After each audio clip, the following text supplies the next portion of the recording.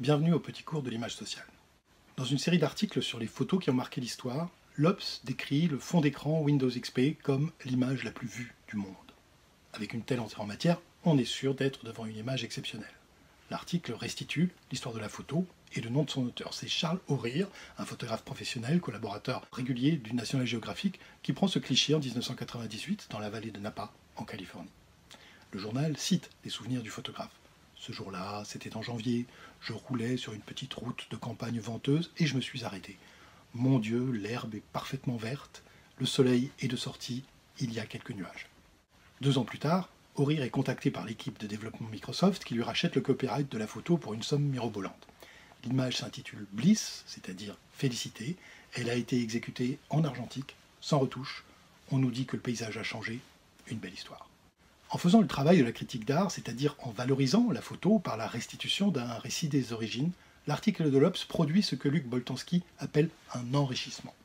Comme d'autres avant lui, il contribue à faire entrer cette photo dans la catégorie des œuvres. Une image qu'on pourrait afficher dans une galerie, contempler et discuter comme une toile de maître. Or, Bliss n'appartient pas du tout à cette catégorie. On dit volontiers que nous vivons dans une civilisation des images. Mais les images ont des statuts très différents. Nous sommes environnés d'images qui ont un statut essentiellement utilitaire ou décoratif, souvent reproduites à des millions d'exemplaires, mais auxquelles nous accordons très peu d'attention. C'est par exemple le cas des décors de produits alimentaires ou celui de nos pièces de monnaie. Ces images n'ont rien à nous dire, elles servent juste à identifier un objet.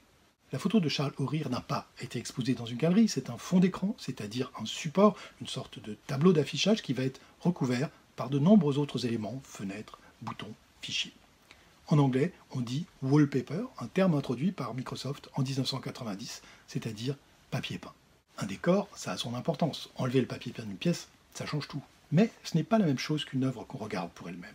Au contraire, un décor est un espace qui est là pour accueillir d'autres éléments, pour les mettre en valeur, et qui doit s'effacer derrière eux. Ce sont ces caractères qui expliquent le choix de Bliss, une image constituée d'aplats de couleurs uniformes sur lesquels on va pouvoir distinguer aisément les icônes des fichiers.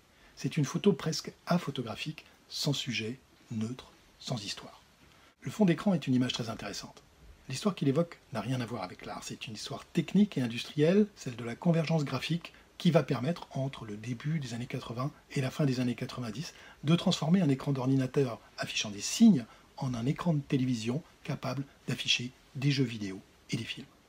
En 1997, c'est le système 8 du Macintosh qui remplace les fonds d'écran composés de motifs répétés par la possibilité d'utiliser une photo comme fond d'écran.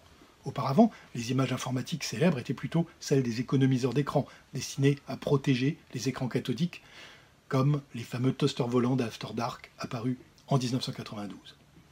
Question. Si ce sont les Mac qui sont les ordinateurs pionniers de l'écran graphique, comment se fait-il qu'on se souvienne moins facilement d'une photo d'écran sur Mac ? Tout simplement parce qu'à partir du moment où un écran est capable d'afficher une photo, il peut afficher n'importe quelle image, et bien sûr, cette possibilité sera utilisée pour personnaliser le bureau. Cette opération peut se rapprocher de la disposition de photos de famille dans un environnement de travail ou des posters d'une chambre d'ado, une manière de s'approprier ou de signer un espace partagé. Par le choix individuel des images que l'on aime, on transforme un environnement standardisé ou contraint. On en arrive donc au paradoxe suivant. Si on se souvient du fond d'écran de Windows XP, ce n'est pas parce que c'est une image qu'on a particulièrement aimée. Au contraire, si on s'en souvient, c'est parce que le fond n'a pas été modifié et que l'usager est resté exposé à la configuration standard. L'explication de ce mystère doit être cherchée du côté des usages du PC dans le cadre du travail de bureau. N'en déplaise à la critique d'art, ce qui a imposé le fond d'écran de Windows, c'est un environnement fermé, impersonnel et transitoire. Bliss est donc pour cette raison, non pas l'image la plus appréciée, mais peut-être l'image la plus détestée au monde.